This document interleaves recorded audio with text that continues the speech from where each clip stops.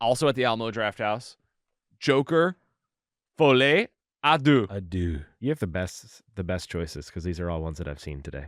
And have you seen it, Scott? I have not. And just to say, I did not see the first one, and I have absolutely zero interest. What? I didn't either I can't of believe This you is said that crazy. the other day. He's the giggler. I don't remember that you hadn't remember? even seen the first one. Yeah. You remember even? Ah, You're so I mean, selfish. there's not that much giggling going on. That's in this selfish. Movie. There's more so. It's Like, the I just- Joker, and- Scotty. And it's the reason why I haven't watched The Penguin yet, is because I'm just so anti villains without heroes. Yeah, right. Like, there's nothing interesting to me about those characters without Batman. Yeah, but maybe there And should be. I didn't watch Gotham either. Okay, this is great. This is awesome. This is the best part of the show where we get to talk Yeah, about the thing. Pitch these movies to me. All right, so yeah, Joker came out 2017, Something like that. and then we got Joker Folie À Deux, which is French and translates to Madness for Two. It's a Warner Brothers picture. It is an isolated Joker story after the self-titled first movie Joker, directed by Todd Phillips. And I gotta say, like, the movie is not Joker 2 is not doing great right now in terms of ratings and budget. It's not doing great. Very, very poorly. So here's my take on the movie, without getting into any details, because I think maybe you watch these sometime by the time I'm done here. Mhm. So I've always been under the understanding from Todd Phillips, and when I watched the first one, that this is a Joker story, but maybe not the Joker story, which has always been like the contradiction in itself, where you're like, well, why do I even care? You're almost making it like I'll care less. And that is definitely, I would say, for both movies, that is just, I want to know what you think too, Andy, being a big Batman fan.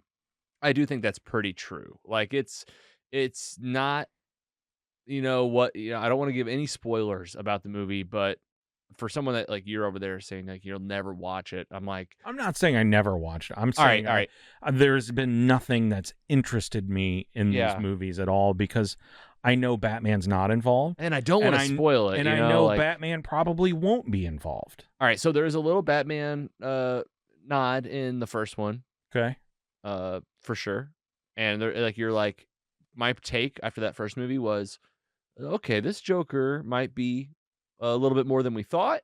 And then there was this movie that I saw, and after watching it, there might be more to come. Again, I don't want to get into spoilers. I know, it's so hard to talk about. It is hard to talk about it without spoiling it. So what I'll say is, it is a detached DC universe. It's a Joker story. Yeah, this is like an Elseworlds kind of. It's totally like an Elseworlds. Just like think about like any Batman, like Red Sun. Just a different multiverse. If you watch any multiverse thing, if you've seen Rick and Morty, and there's like an adjacent place that there is, you're going to be just fine going in thinking that. It might even help you, because this character Joaquin Phoenix plays Arthur is fantastic, and there's a lot to what is behind someone that acts a little different, is labeled all these things with mental health, has a home life that's kind of like, you start to just think about people, how they act and what they are and what they're called.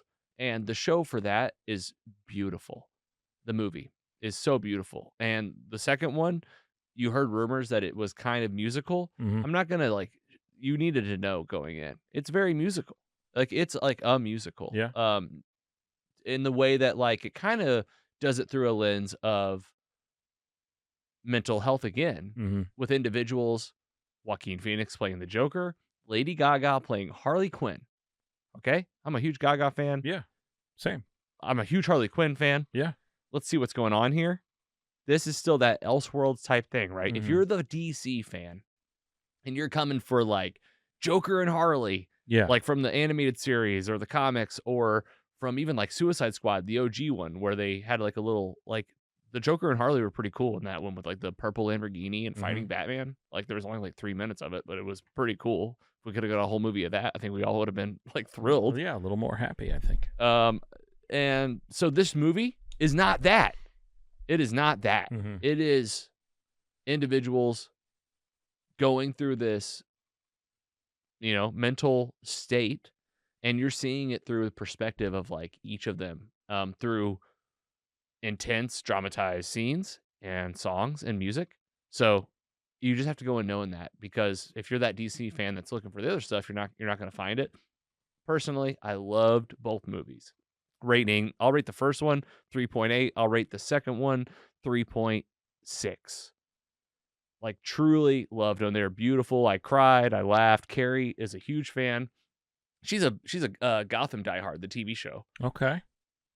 Batman's one of her absolute favorites. She's the reason we watch the Matt Reeves Batman a lot. We watch the Dark Knight trilogy like every 6 months. Wow. Like, it's like, let's throw it up. Like, Gotham is awesome. Like, we're a huge fan of that. So you do get some Gotham, you get Arkham, and you do get some kind of real DC Easter eggs, in a sense of the stuff that you are looking for. Yeah. There's a little bit of that, just little nods. Right. So that's my take on it. Those are the movies. Andy, you saw it. So what's your take on those movies? My rating is much, much lower. I think I'll just start with that. I'll give it a 2.5 out of 4. Oof. The second one. The second one. Yeah. Yeah. Just because What do you rate the first one? Probably a 3.0 out of 4. Yeah, a little more. I was hopeful, but this one, I just didn't need it to be a musical. Not a musical fan from the start. There you go. That's fair context. We like musicals. So. I actually think I'm more interested in the second one. Because it's a musical. It just felt I think you might like them. I like musicals. The musical part was unnecessary. None of it advanced the plot to me. It was just made the movie just broken down into boring parts in the middle of each scene. Just not a fan of that, honestly. But they're just a scene at the end that just didn't need to happen. But honestly, the part that redeems it for me is what I've thought all along, and what you kind of talked about earlier about what you said about how this is just a bigger encompassing Joker story, maybe not the Joker. I think the way that they show that it's pretty redeeming for sure. Right. And like you said, it's hard to talk about it without spoiling it. Fair share, good rating, but that is it. It's but what I would say is you do get a payoff. They didn't leave those fans in the dust. So that's all we'll say. This is super ambiguous. Any kind of post-credit scenes? Any of these that I need to stick around for? No, nope. Nothing. No. It's just it is what it is. Okay. You'll be there in your thoughts for a while afterwards. Now I will say I'm not going to say I've never been tempted to watch the Joker. It's just Joker. Yeah, Joker. Sorry.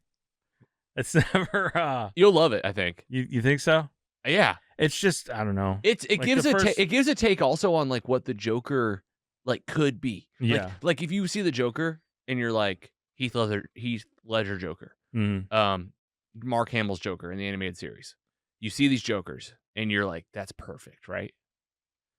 These movies are what could be a road to that?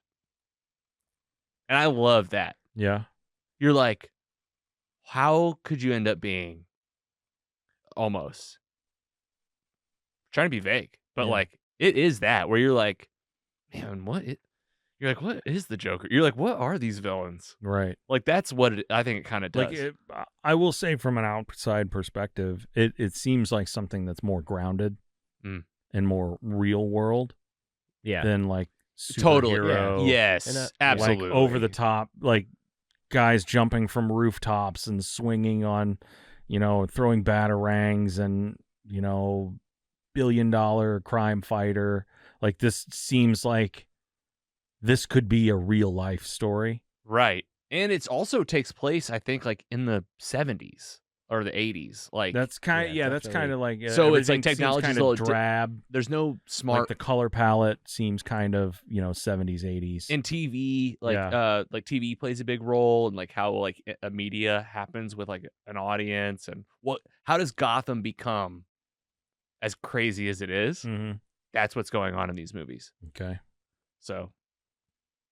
All right. I'm glad we had to talk about it. I was so excited to talk about it. I don't want to take away from the acting performances either. Honestly, that's totally. That carries Can't the movie just even if you don't like the 100% movie, as right? Well. Joaquin and Gaga. Joaquin especially is just a freak. Yeah, you're just wow, damn, he is so good. Yeah, It gives you chills. Mm. You're just okay. When he embraces the Joker character, you can tell. Okay. Well, if I had to rate my interest, yeah, how likely on a 4.0 scale are you to see it now? Definitely higher than I was. I'd say before I was at a 2. And I think I'm up to like maybe a 2.7 right now. If this podcast is nothing else, is defending your fandom to someone's face. Yeah. And that's fun. So, original Joker, is it on Max? Yes. Okay. It is. Well, I mean, that's a plus. Yeah, and the way it's going in the box office, so it is not well. $200 million budget. Oh no, I'm sorry, got these mixed up. No, that's right. $200 million budget. Box office is only 165 so far, and it's been. I'm actually surprised it's that high. Almost 2 weeks, I guess. No, a week. Worldwide box office, right? That's I think domestically it was really bad. Yeah, not doing so hot. But like you can hear Andy's response. Like that's like a big portion of the group out there. I was gonna say, yeah, it seems like a lot of people weren't in for a musical. And like this movie was meant to be like pretty artistic from the get-go. It opened up like a festival an independent film festival in Italy, I think, or somewhere.